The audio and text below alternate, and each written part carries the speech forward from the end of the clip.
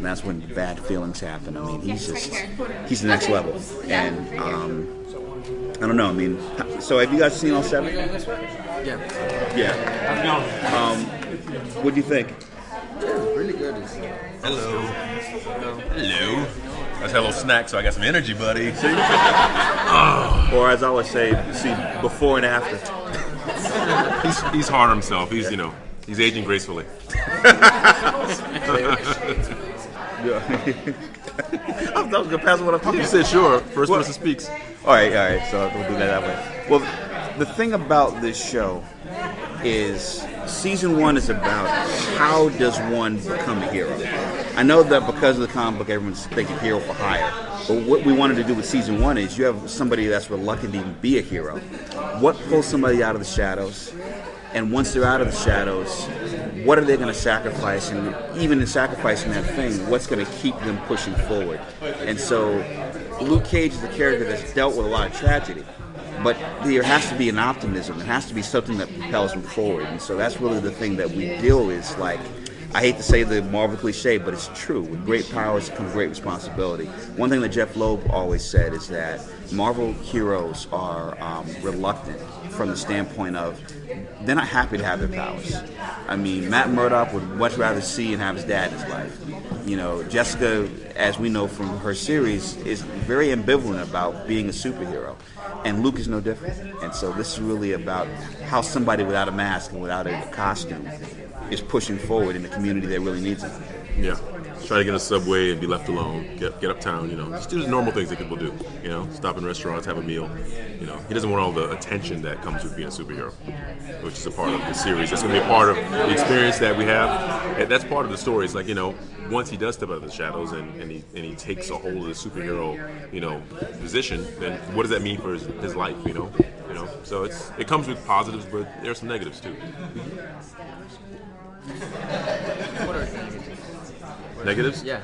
Oh, now you need to be specific over here. I was hoping you'd let that slide. I'm like, okay. Well, negatively, I mean, when people like when people expect things from you, then now you're like in a sense you're a role model. I mean, who wants to be looked up to? Because the responsibility is that you have to be better than than maybe you are have capabilities of being. Like we all have flaws, and Luke is no different. There's a part of not giving too much away, but in one of the episodes, Luke talks about, being guilty, being not guilty. What does that mean? We've all done things that, we are responsible for, and we never necessarily had our comeuppance. And so if you get away with it, does that mean you're good because you got away with it? Or if you get caught doing something that you really didn't do, and you're being punished for it, but you got away with something else, is this your karma coming back after you? So I think, with him, he's afraid of being held to a higher standard. That's something I don't think anybody really wants. I mean, we all want to be looked at in some regard as being good people, but when someone shines a spotlight on you and a microscope is, you put in a microscope, nobody really wants to be examined. And I think Luke is no different. He does not want that attention. And then also, the thing that we can't forget is something that we also deal with is the fact that Luke is a fugitive. There comes a sacrifice with his power to his freedom, because the more people that know about him, the more they could possibly find out the secret he harbors is called Lucas. Yeah. And as we explore in the first 7, we're not really talking about it, but you guys have been lucky enough to see, it adds a certain dynamic to everything that he does, because, he really doesn't want this attention, and he's got good reasons to not want the attention. Thank you. But that's the thing that he does it anyway, and it's really what happens, after episode 2 that compels him, despite it all, that he cannot just lay back in the cut, as he puts it. He really has to accept, the responsibility of heroism, and heroism's tough. Just descriptive things that are real. Yeah. Well, Harlem is just it's amazing. It's a place that is filled with history. Adam Clayton Powell is not just this old statue. He actually, walked the streets of Harlem, as did Malcolm X, Greenwich Avenue, Malcolm X Boulevard, Martin Luther King. You're both left with political history, you're left with musical history, you're left with just crime from the standpoint of Frank Lucas, Nicky Barnes, Bumpy Johnson. I mean, probably 3 of the biggest crime figures in American history, in terms of black history, all come from Harlem. So, Gangsters, yeah. yeah, we really wanted to balance all these things, because the one thing about the Marvel Universe that's different is that it takes place in real New York. And so we wanted really that whole, the Cotton Club of it all, which is probably like a big influence on me in terms of I've always loved. That's one of my.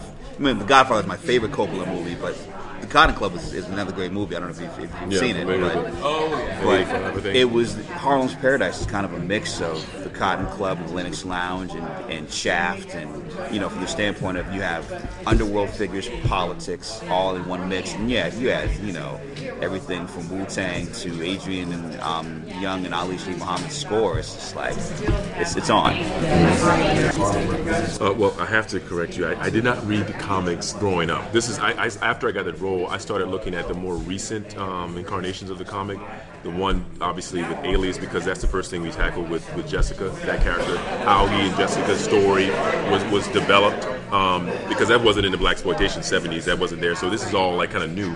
And how Empower Man looked at some of those comics. So for me, what was relevant was the fact that we didn't have to adhere to all of the history of Luke Cage, because it's only applicable to a certain point. We're talking about 2016, so what Cheo was able to do, because we had sort of been given, or he had been given the reign to create a world using the characters that already pre-existed, and then, fleshing them out, expanding on them, making it work the way he thought it should work to create a story that we were trying to tell that was of 2016. So this is a Luke Cage that has been reinvented in a sense, and that was what excited me, because I didn't want to be, pigeonholed to what was established throughout the 70s and later on, because it just wasn't necessarily something that spoke to me, nor I think would speak to the society that we live in today. So because the problems we're dealing with right now are real problems, and so I felt like it would be necessary to have a guy who was dealing with the world from a real standpoint of like, I need to figure out how I'm going to get from one day to the next, and what my struggle is, and in having that struggle, he's dealing with people in society and the community that have similar struggles that he has. That's what makes him relatable. He's fallen hard times for reasons not of his own making. Where he needs a job, he needs to figure out how to make ends meet. But he's a good guy, strong character. Wants to do right, wants a chance to do well, but he has to kind of get over his past, and people have to allow him to get over his past. He's avoiding some things, but ultimately he's a good apple. He's a good nut, and so we're trying to figure out how to make this guy grow into this. I would say it's a journey of a man and a superhero, and simultaneously as he grows, he finds out who he is, and sometimes he needs other people to help him find out who he is. There's characters that we deal with that you're going to find that when he comes into contact, they know more about him as a person because they've observed him, and he's going to learn from that, and him learning from that, he's going to start teaching other people about themselves. It's kind of like holding a mirror to yourself, because he wants to create superheroes out of everybody. He's not trying to be the superhero for Harlem. He's trying to get Harlem as a society and as individuals to start standing up and doing things the right way, and then that's how you change a community, one person at a time. The way I kind of look at it is I kind of look at the story as kind of being like a James Brown record from a hip hop perspective. Rather than playing the entire record, you might chop up a little bit of Papa Don't Take No Mess, or you might take a funky drummer, you might take little bits of it, and then you take and chop the record, and then all of a sudden, out of that, you've made something that sounds different than the original, but you still feel the elements of it. So, in terms of Luke Cage's past, whether it was, the original run in the 70s, or, the Power Man and Iron Fist comics that I grew up with, really, there are elements of that there. We the sweet Christmas, sweet sister of it all is definitely in the show. Yeah. But at the same time, and you might, without spoiling everything, I mean, there's some chain belts and some tiaras somewhere. Yeah. But at the same time, we really wanted something that Mike was saying that was forward-thinking, modern, and adaptable to what's happening today. Because when people talk about blaxploitation, I mean, immediately you think like bell bottoms and big hair and guns. But you have to look at what blaxploitation really was. All it was it was filmmakers saying, I want a black hero to have this, to do the same stuff that Steve McQueen and Sean Connery and John Wayne get to do. They get to walk in the middle of the screen, kiss the girl, kick ass, rather than being somebody that is always carrying water as comic relief or dies in the first 15 minutes. Yeah. And that's all blaxploitation is. I mean, of course, it went in these different directions, but essentially it was empowerment. And so what we did with this show is like, you now have a black hero at the center of it. And the thing that I always try to say about it is that it's a show that is unapologetically black, but at the same time shows that in being that, there's nothing to apologize for. So it's definitely in the deep end of hip hop, but it's not done in a way that alienates anybody. If anything, I kind of feel like a City of God. I kind of feel like it's other entertainment that even if you're not from the culture, there's so much verve and energy, you're going to want to take the time to kind of learn things about it and kind of get into it. And so, but if you're from the culture, it's like, oh shit, this is like, this has an attitude of it. It's kind of the, Wu-Tangification of the Marvel universe. So. I don't know that it was a prerequisite that we keep those slogans or those terms like Sweet Christmas and Sweet Sister and all those things, but we did it and we owned it, and we didn't explain it. It just is like nowadays. Terms come and go. Like sometimes people say stuff and you go, oh, that's a new term now. You go, what does that mean? And that it may stick or it may not stick. Back in the day it was psych. I was just kidding. Will psych come back? Maybe. Well, I mean, that's the thing. It's like lit's the whole thing. I'm old, so everything's dope. Everything's dope. That's my era. And that's dope has got to come back. To me, that's gonna stick. It's gonna come back. I mean, one of my favorite blaxploitation films is Blackula. Look at Blackula. There's nothing different about Blackula except he's black. The story's the same. He came from Africa, and instead of Transylvania, and he got the girl, and he was couldn't come out in the daytime, and his skin burned. It was all the same, and I didn't think about it. It was just Blackula. It is what it is, and it's funny because you go, he's just playing. That's all it is. It's just that's it. Go with it. Yeah. So question specifically for you, since the hip hop thing keeps coming up. You're the star of the show, yet all of the musical sequences in the first half of the season happen without you in the Thank you so Oh, much. yeah. Are you just like hanging around on set for the scenes that you weren't in just so you can, we can't discuss the plot points. Plot point, but so some of those music.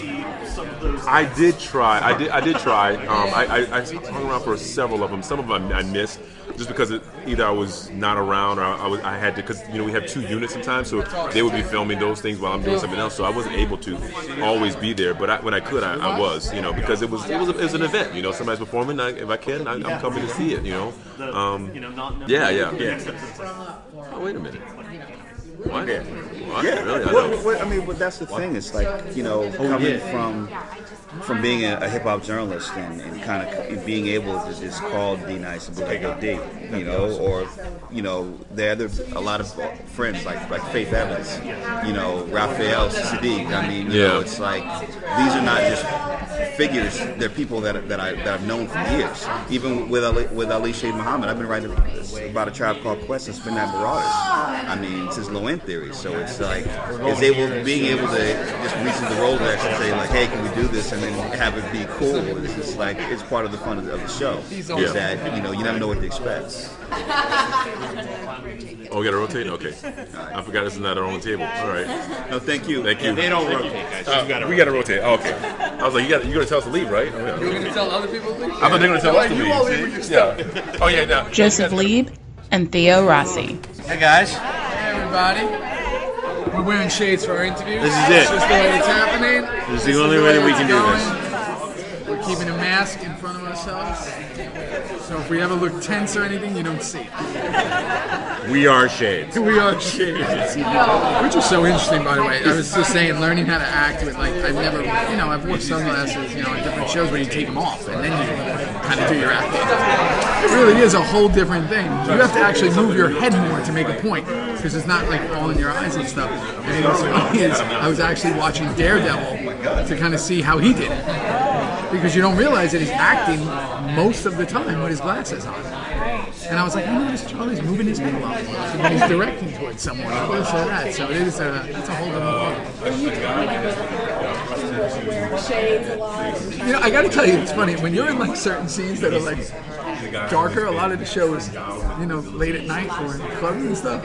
I have run into many things. I was like, can we